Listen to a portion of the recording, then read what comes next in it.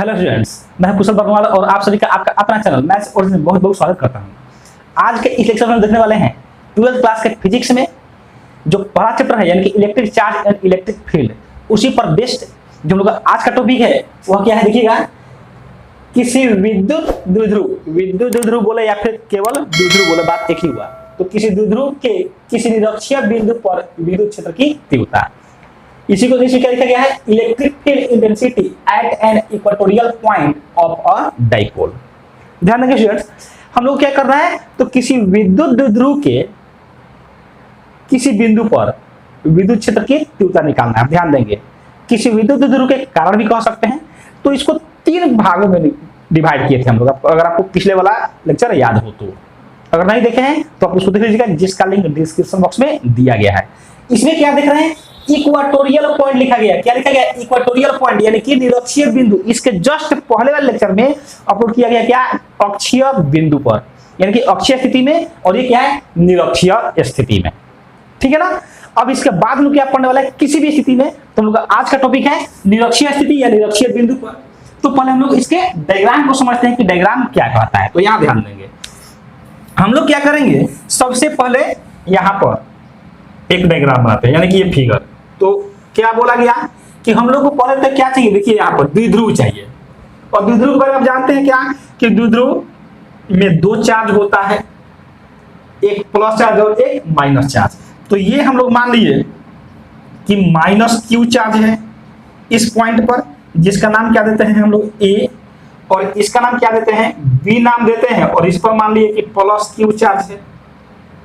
ये क्या है, माइनस क्यू चार्ज, और इस पर क्या है, प्लस क्यू चार्ज। सही है ना। पॉइंट ए पर माइनस क्यू चार्ज और पॉइंट बी पर प्लस क्यू चार्ज। साथ ही साथ इस दोनों के बीच का जो डिस्टेंस है उसको हम लोग मान लेते हैं कितना, 2l। और आप जानते हैं कि ये होता ही है कितना, 2l।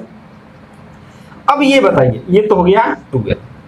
हम लोग क्या करते हैं, तो इस विद्युत द्विध्रुव के मिड पॉइंट से, मध्य बिंदु से, तो पहले देखिए मिड पॉइंट है कहां, तो मिड पॉइंट हम लोग देख लेते हैं कि ये यहां दे दिया।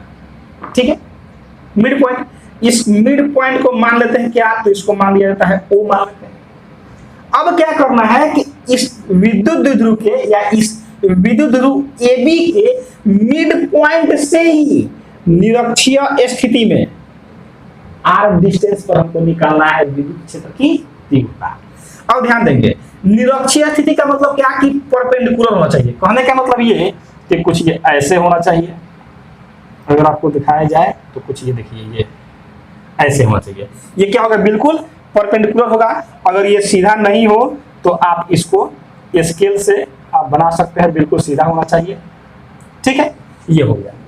अब मान लीजिए हम लोग कि ये पॉइंट कहाँ है, ये कुछ यहाँ पॉइंट है, ये इस पॉइंट पर है। इसी पॉइंट का नाम कुछ देते हैं, इस पॉइंट का नाम, और मान लीजिए कौन सा पॉइंट है, एम पॉइंट है। अब इस पॉइंट एम पर हमको बताना है विद्युत क्षेत्र की तीव्रता। बात समझ में आया, फिर समझिए। ए बी एक वैद्युत द्विध्रुव दिया गया है, जिसकी लंबाई कितनी है, 12 है, और इसका मध्य बिंदु कितना है, O है। और इसी O से r दूरी पर, ये स्मॉल r दूरी पर एक बिंदु M है, जिस पर हमें विद्युत क्षेत्र की तीव्रता ज्ञात करनी है। सही है। तो आपको बताया गया है क्या, कि किसी भी पॉइंट पर विद्युत क्षेत्र की तीव्रता ज्ञात करने के लिए क्या करते हैं हम लोग, देखते हैं कि उसके चारों ओर कुल कितने चार्ज हैं, और उन सभी चार्ज के कारण अलग अलग विद्युत क्षेत्र की तीव्रता निकाल लेते हैं, और फिर सबका सदिश योग करते हैं। तो आप देख रहे हैं इस पॉइंट एम के चारों ओर कुल कितने चार्ज हैं, तो दो ही चार्ज हैं, एक पॉइंट ए पर और एक पॉइंट बी पर। पॉइंट ए पर चार्ज है माइनस क्यू, पॉइंट बी पर चार्ज है प्लस क्यू। तो इस दोनों चार्ज के कारण पॉइंट एम पर विद्युत क्षेत्र की तीव्रता निकालेंगे और फिर दोनों का सम कर देंगे। सही है। अब आइए, तो प्लस क्यू चार्ज के कारण बिंदु एम पर विद्युत क्षेत्र की तीव्रता, तो ध्यान देंगे कैसे निकालेंगे हम लोग, क्रॉस चेंज कर देते हैं।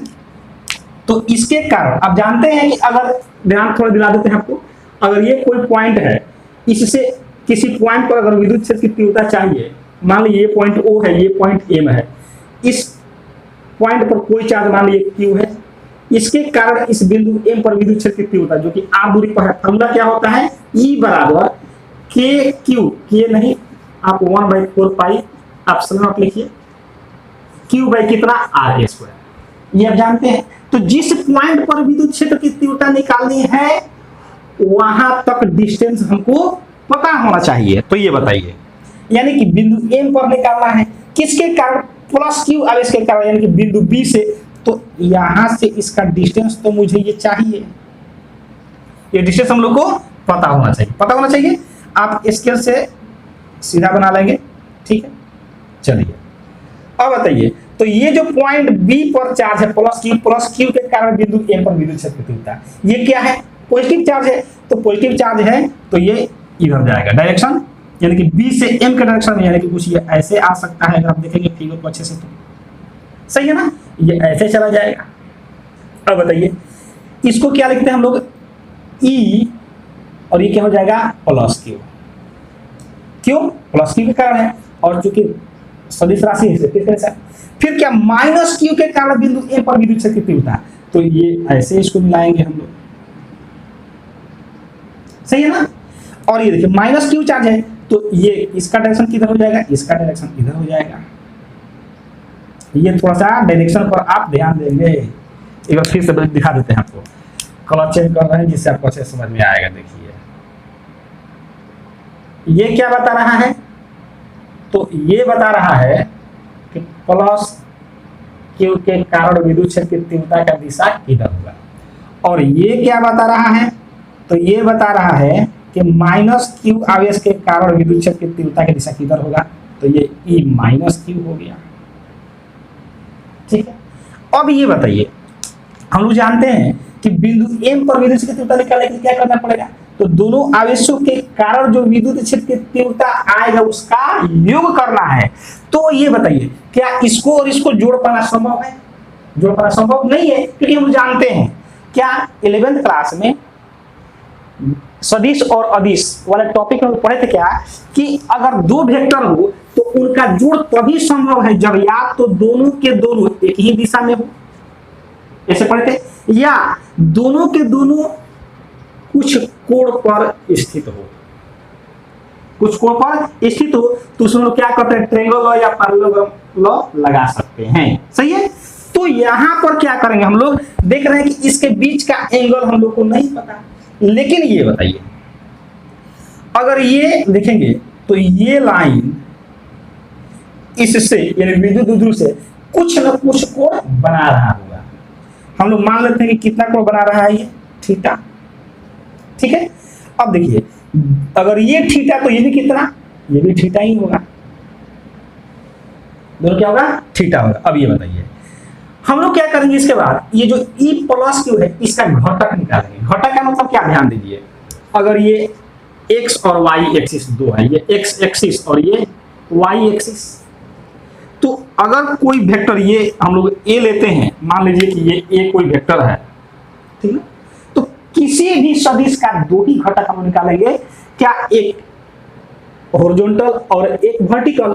तो ध्यान देंगे एक x एक्सिस के डायरेक्शन में और एक y एक्सिस के डायरेक्शन में, तो जिधर कोण बनाता है उसके साथ कॉस, मान लीजिए अगर इधर कोण बना रहा है तो जब अगर ये वेक्टर a है तो इसको क्या करेंगे, इधर x एक्सिस की तरफ, तो क्या आएगा a cos थीटा, बोले बोले जिधर कोण बना रहा है उधर cos, जिधर कोण नहीं बना रहा है उधर sin, तो इधर जाएगा तो क्या हो जाएगा a sin थीटा। ठीक ऐसे ही ये बताइए हम लोग क्या करेंगे, ये E प्लस क्यू है तो इसको भी हम लोग क्या करेंगे, रिजॉल्व करेंगे। अब ध्यान दीजिए कैसे, परपेंडिकुलर, देखिए इसको एक इधर और एक इधर, तो ये और ये एक दूसरे पर क्या है, परपेंडिकुलर है। ठीक ऐसे ही E प्लस क्यू को रिजॉल्व कीजिए, तो जैसे ही रिजॉल्व करेंगे कैसे रिजॉल्व होगा, ये आप देख लीजिए, कलर चेंज कर रहे हैं, ये देखिए आप अगर इसको देखेंगे तो ये कुछ ऐसे आया। अब यहां समझिए E प्लस क्यू एक इधर आएगा और एक इधर जाएगा, मतलब कि ये ऐसे,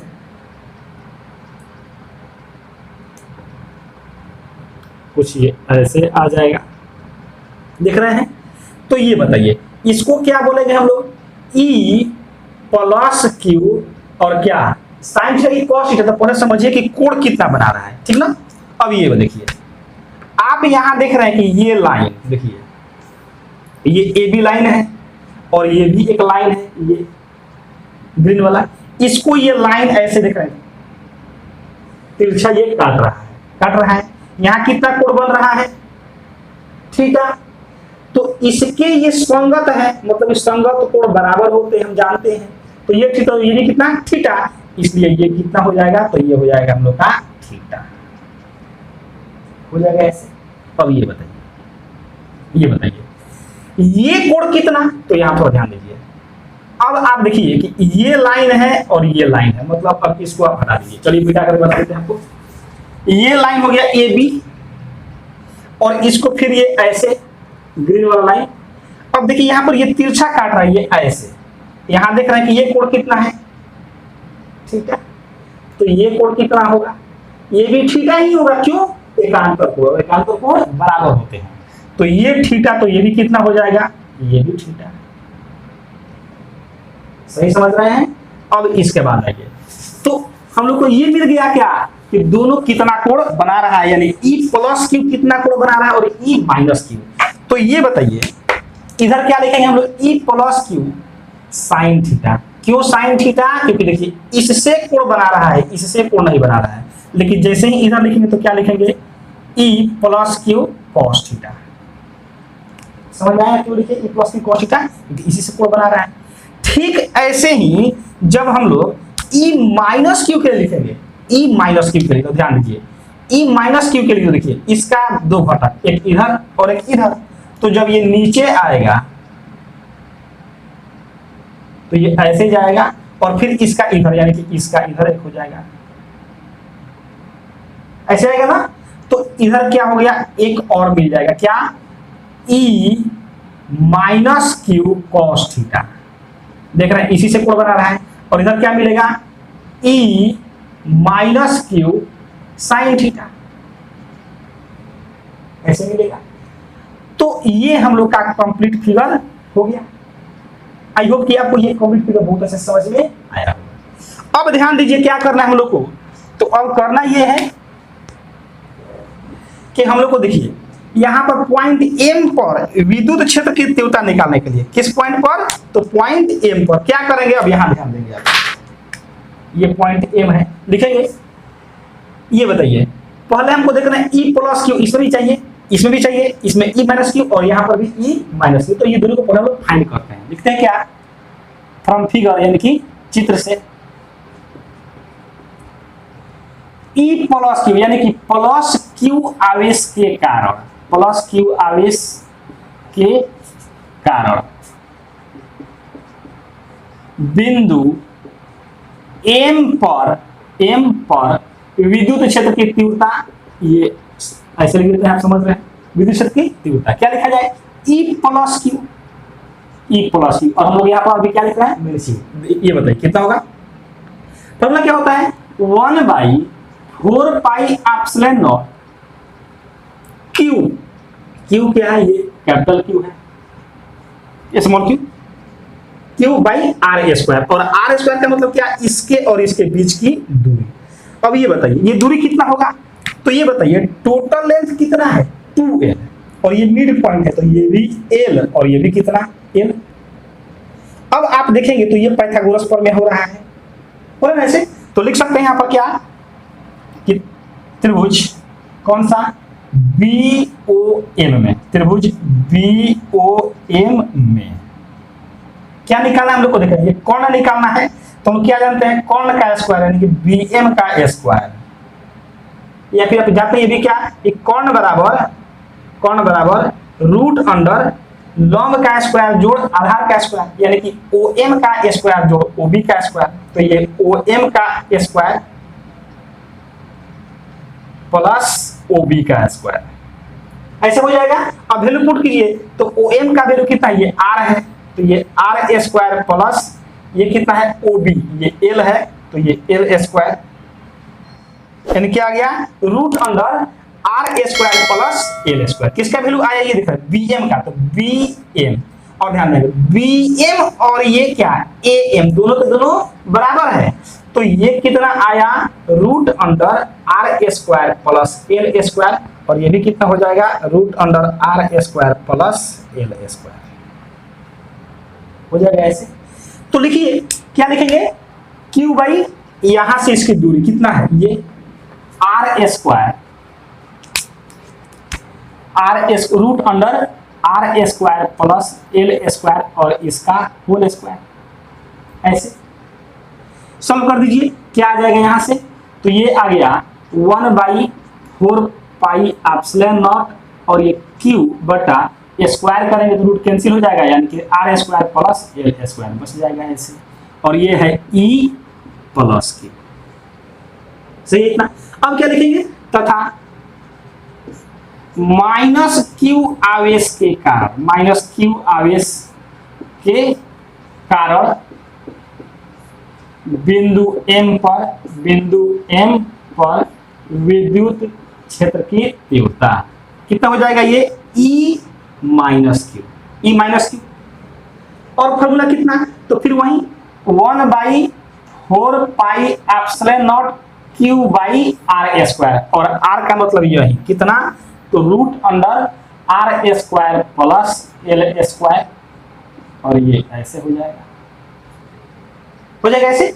इसको सॉल्व करेंगे तो ये E minus Q equal to 1/4 pi epsilon naught Q by R square plus L square, ऐसे हो जाएगा। स्क्वायर करेंगे तो रूट कैंसिल हो जाएगा। अब आप यहां पर ध्यान देंगे, देख रहे हैं कि यहाँ पर प्लस क्यू के कारण निकाले हैं तो प्लस क्यू लिए हैं, तो क्या माइनस क्यू के कारण निकाले हैं तो माइनस क्यू लेंगे, नहीं। आवेश चाहे प्लस हो चाहे माइनस, हमको उसका मैग्नीट्यूड लेना होता है, तो इसका माइनस क्यू का मैग्नीट्यूड लेंगे तो क्या आएगा, प्लस क्यू आएगा, इसलिए हम लोग का यही सही है, ठीक ना। माइनस क्यू नहीं लेंगे, क्यों, क्योंकि इसका मैग्नीट्यूड लेते हैं हम लोग, माइनस क्यू का मैग्नीट्यूड प्लस क्यू होगा। अब ये बताइए, ये E प्लस क्यू का वैल्यू आ गया और E माइनस क्यू का वैल्यू आ गया। इसके बाद ध्यान दीजिए, तब इसके बाद क्या लिखेंगे हम लोग, तो यहाँ पर हम लोग आगे बढ़ाएं, इससे पहले ध्यान दीजिए, इसको हम लोग कैसे एग्जाम में लिखेंगे, तो यहाँ पर पहले हम लोग को भाषा लिखना पड़ेगा। भाषा क्या लिखना पड़ेगा यहाँ पर, तो मैं आपको बोल देता हूँ, आप कॉपी पर नोट कर लेंगे। क्या लिखेंगे, माना कि AB एक वैद्युत द्विध्रुव है जिसकी लंबाई 12 है तथा विद्युत द्विध्रुव आघूर्ण P बराबर 2QL है, फुल स्टॉप। विद्युत द्विध्रुव के मध्य बिंदु O से R दूरी पर निरक्षीय स्थिति में एक बिंदु M है जिस पर हमें विद्युत क्षेत्र की तीव्रता ज्ञात करनी है, जैसा कि चित्र में दिखाया गया है। ये बात हम लोग यहां लिखेंगे, उसके बाद इस फिगर को बनाएंगे और तब हम लोग ऐसे काम स्टार्ट कर देंगे। अब बताइए इसके बाद क्या करेंगे, अब यहाँ के बाद हम लोग देखिए E प्लस की और E माइनस की का वैल्यू निकल गया। अब ये बताइए कि यहाँ पर बिंदु M पर परिणामी विद्युत क्षेत्र की तीव्रता कितनी, तो देखिए इस पर कितने दिशाओं में देख रहे हैं, ऊपर की ओर E plus Q sine theta, नीचे की ओर E minus Q sine theta, और देख रहे हैं इस इधर क्या है, दोनों के दोनों E minus Q cos theta और E plus Q cos theta. इस चारों को मुझे क्या करना पड़ेगा, जोड़ना पड़ेगा, ठीक ना। तो हम लोग यहाँ के बाद क्या लिखेंगे, अब यहाँ देखिए क्या लिखेंगे, क्या कि चूंकि ध्यान दीजिए E plus Q sine theta और E minus Q sine theta, देखिए दोनों क्या है, E plus Q sine theta और E minus Q sine theta दोनों क्या है, परिमाण में बराबर है। तो लिखेंगे since E plus Q equal to E minus Q, सही है ना। दोनों तरफ अगर हम साइन थीटा से मल्टीप्लाई कर दें, यानी क्या, E plus Q sine theta equal to E minus Q sine theta, ऐसे ही। अब ये बताइए क्या लिखेंगे, इसके नीचे फिगर को मिटा देंगे, मिटाना फिगर को आप समझ रहे हैं, आपके कॉपी पर ये लिखा हुआ रहेगा, क्योंकि आप लिखते हुए आप पहले इसको लिख रहे हैं जैसे जैसे मैं समझा रहा हूं और तब आप आगे बढ़ रहे हैं। तो क्या लिखेंगे, ध्यान दीजिए, लिखेंगे कि अब बिंदु M पर परिणामी विद्युत क्षेत्र की तीव्रता, सही है, कितना होगा, तो इसको लिखते हैं E इक्वाटोरियल, यहां लिख दीजिए, है ना। कितना होगा, तो ध्यान दीजिए इस चारों को क्या कर देंगे हम लोग, जोड़ेंगे। चारों क्या करेंगे, जोड़ेंगे। तो यहां बताइए क्या करेंगे हम लोग, जोड़ेंगे। लेकिन अब ये बताइए E plus Q cos theta और E minus Q cos theta, E plus Q cos theta और E minus Q cos theta दोनों के दोनों क्या है, एक ही दिशा में है, तो ये जुट जाएगा और ये E plus Q sine theta और ये E minus Q sine theta दोनों एक दूसरे के विपरीत दिशा में है, इसलिए दोनों एक दूसरे को कैंसिल कर देंगे, यानी क्या कर देंगे, निरस्त कर देंगे। ठीक ना। तो आप यहां पर इसको लिखने से पहले आप यहां पर लिखेंगे, क्या लिखेंगे, लिखेंगे कि चूंकि मैं बोल दे रहा हूं भाषा, आप नोट कर लेंगे, चूंकि ई प्लस क्यू साइन थीटा और ई माइनस क्यू साइन थीटा परिमाण में बराबर है लेकिन विपरीत दिशा में है, इसलिए एक दूसरे को निरस्त कर देते हैं। अतः बिंदु M पर परिणामी विद्युत क्षेत्र की तीव्रता equal to E minus Q equal to कितना होगा, तो ये देखिए E plus Q cos theta plus E minus Q cos theta. ये कैसे, ये E plus Q sine theta और ये E minus Q sine theta, अभी आपका भाषा यहां पर देखे थे, क्या हो जाएगा, एक दूसरे को कैंसिल कर देगा, लेकिन ये एक दूसरे में क्या होगा, जुट जाएगा। क्यों जुटेगा, क्योंकि दोनों के दोनों एक ही दिशा में है, दोनों के दोनों एक ही दिशा में है, इसलिए क्या होगा, जुट जाएगा। अब ये बताइए, जैसे ही ये जुटेगा, फिगर में डाल रहे हैं क्योंकि आप समझ गए हैं। अब ये बताइए, इसका वैल्यू पुट करना है, तो इसका जब वैल्यू पुट करेंगे हम लोग, तो कैसे वैल्यू पुट करेंगे, ई प्लस क्यू, तो ई प्लस क्यू का वैल्यू देखिए कितना है, 1/4 pi epsilon naught Q by R square plus L square आएगा ऐसे, और यहां देखिए इनटू कॉस थीटा प्लस, अब किसका वैल्यू, ई माइनस क्यू का, यहां से 1/4 pi epsilon naught Q by root under R square plus L, Q by R square plus L square into cos theta. देखिए जितना ये है उतना ही ये है, तो दोनों को जोड़ेंगे तो ये 2 हो जाएगा, यानी कि 2/4 pi epsilon naught Q by R square plus L square, और यहाँ क्या हो जाएगा, कॉस थीटा। ऐसे अब आप जब फिगर देखे थे तो फिगर में आप देखिए, चलिए आपको फिगर थोड़ा सा यहाँ पर बना देते हैं ताकि आपको फिगर समझा सके आसानी से। यहाँ ध्यान दे दीजिए, आप ऐसे ही बनाए थे तो क्या देखे थे, ये एल था, ये आर था, और ये कितना था, root under R square plus L square, ऐसे देखे थे। तो और यहाँ पर क्या माने थे, थीटा माने थे ना ऐसे, तो नीचे लिखना पड़ेगा क्या, त्रिभुज, आप इसको माने थे ओ, इसको माने थे बी और इसको माने थे एम, लिखेंगे त्रिभुज ओ बी एम में, ओ बी एम में क्या लिखेंगे, cos थीटा इक्वल टू, क्योंकि हम लोग को cos का वैल्यू पुट करना है, इक्वल टू, तो cos का फॉर्मूला क्या होता है, आधार बटा कोण, यानी कि L बटा root under R square plus L square, ऐसे लिखना पड़ेगा। अब इसका वैल्यू हम लोग यहाँ पर पुट कर देंगे, तो जैसे ही हम लोग इसका वैल्यू यहाँ पुट करेंगे, ये देखिए क्या आएगा, ई इक्वाटोरियल इक्वल टू क्या आएगा, देखिए 2/4 pi epsilon naught into Q by R square plus L square into, और ये कॉस थीटा का value L by R square plus L square का रूट, ऐसा हो जाएगा। अब इस ऊपर वाले को 2 क्यू एल को एक साथ कर दीजिए, तो इसको लिख सकते हैं 1/4 pi epsilon naught, 1/4 pi epsilon naught into 2QL divided by, अब यहां ध्यान दीजिए, R square plus L square, इसका पावर कुछ नहीं है तो कितना है 1, यहाँ पावर कुछ नहीं तो कितना है 1, और इसका रूट जब हटाएंगे तो उसके बदले पावर कितना जाएगा 1/2। तो आप जानते हैं एक फॉर्मूला, x का पावर m इंटू x का power n equal to x का पावर m प्लस n, जब बेस सेम हो तो पावर को क्या करते हैं, जोड़ देते हैं, ठीक ना। तो यहाँ पर देख रहे हैं R square plus L square दोनों में सेम है, तो R square plus L square, और होल पावर कितना, तो इसका पावर 1, यहाँ कुछ नहीं है पावर, तो कितना है 1, और यहाँ रूट के बदले 1/2, तो 1 प्लस 1/2 जोड़ेंगे तो कितना आएगा, ये 3/2 आएगा, ऐसे आएगा।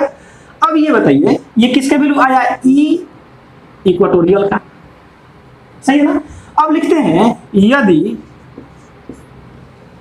आर की तुलना में एल क्या हो जाए, बहुत बहुत बहुत छोटा हो जाए, यानी कि यदि एल बहुत बहुत बहुत छोटा हो आर से, तो एल स्क्वायर का वैल्यू कितना हो जाएगा, लगभग 0 हो जाएगा। ऐसे में यहाँ पर क्या आएगा, ध्यान दीजिए, एल स्क्वायर का वैल्यू क्या हो जाएगा, 0। तो देयरफॉर ई इक्वाटोरियल क्या हो जाएगा, इसमें वैल्यू पुट कीजिए 1/4 पाई एप्सिलॉन नॉट, ये हो जाएगा 2QL डिवाइडेड बाई, देखिए एल स्क्वायर का वैल्यू कितना 0, तो क्या बचेगा आर स्क्वायर, यानी आर स्क्वायर का पावर 3/2, और ये 2 इस 2 को कैंसिल करेगा, तो ये आ गया E equatorial equal to 1/4 pi epsilon naught into 2QL divided by RQ, और ये हो गया हम लोग का फॉर्मूला।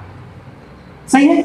अगर इसी को थोड़ा सा किसी और फॉर्म में लिखना चाहें तो देखिए क्या लिखेंगे, ये हम जानते हैं क्या कि since P equal to 2QL, जब आपको लॉन्ग बता रहे थे शुरू में तो वहां बताए थे, और जानते भी है कि किसी विद्युत द्विध्रुव का विद्युत द्विध्रुव आघूर्ण P बराबर कितना होता है 2QL, तो देयरफॉर E इक्वाटोरियल कितना हो जाएगा, तो इसके जगह क्या रख सकते हैं, P रख सकते हैं, ये तो ये हो जाएगा 1/4 pi epsilon naught, 1/4 pi epsilon naught into P divided by कितना RQ, तो ये भी हो गया हम लोग का, ठीक ना।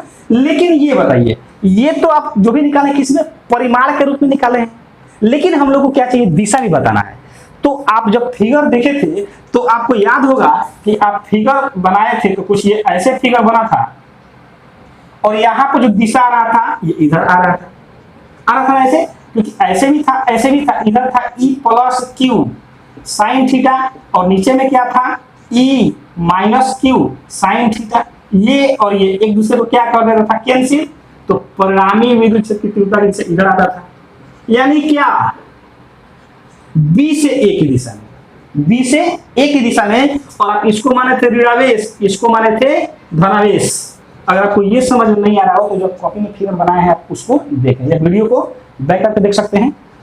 तो क्या देख रहे हैं, विद्युत द्विध्रुव आघूर्ण की दिशा यानी P की दिशा किधर होती है, ऋणावेश से धनावेश, ऋणावेश से धनावेश, जबकि ये क्या आ रहा है, देख रहे हैं इधर आ रहा है B से A, यानी कि धनावेश से ऋणावेश, तो विद्युत द्विध्रुव आघूर्ण की विपरीत दिशा में आ रहा है।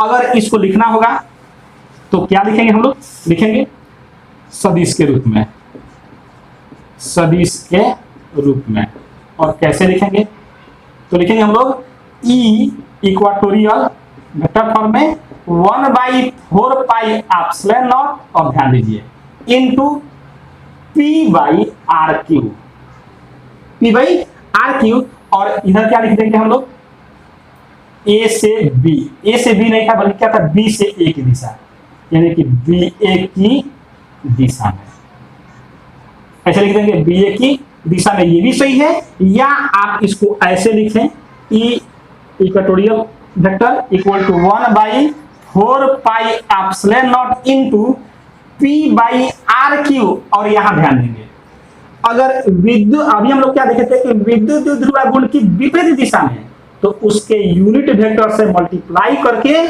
चूंकि विपरीत दिशा में है इसलिए क्या कर देंगे, यहाँ पर माइनस लगा देंगे, और ये भी हम लोग का आंसर हो जाएगा, ठीक है। तो अभी जो आप देखें ये क्या है, ये है कि विद्युत द्विध्रुव के कारण निरक्षीय स्थिति में किसी बिंदु पर विद्युत क्षेत्र की तीव्रता का फॉर्मूला क्या होगा, तो क्या आया, आप यहां से याद रख सकते हैं, इसको हम लोग के तो बोले ही थे, तो KP/RQ, तो ये रहा निरक्षीय स्थिति में विद्युत क्षेत्र की तीव्रता की, विद्युत क्षेत्र की तीव्रता का फॉर्मूला।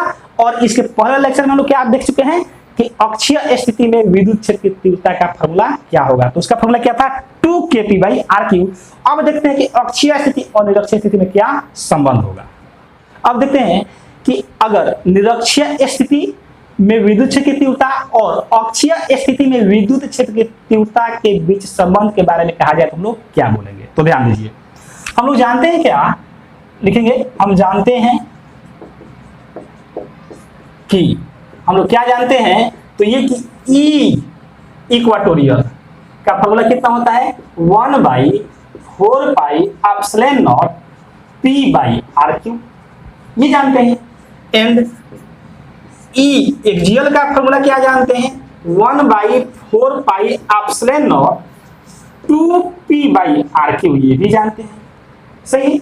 अब ये बताइए इधर से हम 2 इधर ला सकते हैं तो क्या लिख सकते हैं E एक्सियल डिवाइडेड बाई 2, इधर गुणा में इधर आएगा तो भाग में, तो क्या बचेगा इधर 1/4 pi epsilon naught into p/r3 ऐसे आएगा। इसको माने इक्वेशन फर्स्ट और इसको माने इक्वेशन सेकंड, और तब लिखिए समीकरण 1 और 2 से, समीकरण 1 और 2 से क्या मिलेगा हम लोग को, यहां देखिए इसका देख रहे हैं RHS क्या है बराबर है, तो LHS के बराबर हो जाएगा, यानी कि E इक्वाटोरियल इक्वल टू कितना, तो ये E एक्सियल बटा 2, यानी कि अक्षीय स्थिति में अगर विद्युत क्षेत्र की तीव्रता पता हो तो उसमें अगर हम 2 से डिवाइड कर देंगे तो क्या निकल जाएगा निरक्षीय स्थिति, या फिर आप ऐसे लिख सकते हैं अगर ये 2 इधर के मल्टीप्लाई करेगा तो E एक्सियल इक्वल टू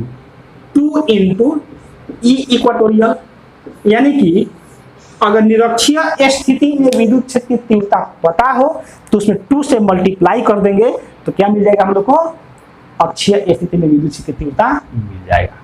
सही है। तो इस तरीके से आप अभी फिनिश किए क्या कि निरक्षीय स्थिति में विद्युत क्षेत्र की तीव्रता का फॉर्मूला क्या होगा, और इसके पिछले वाले लेक्चर में देखे थे कि अक्षीय स्थिति में विद्युत क्षेत्र की तीव्रता का फॉर्मूला क्या होगा और उसको लोग कैसे फाइंड करेंगे।